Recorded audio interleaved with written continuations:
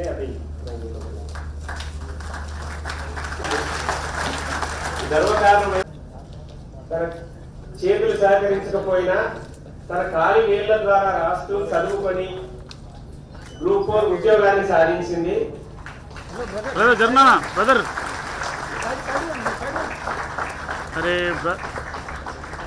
అదేవిధంగా తన కాళ్ళ ద్వారా చిత్రకళలో కూడా నైపుణ్యాన్ని ప్రదర్శించి మన గౌరవించబడు.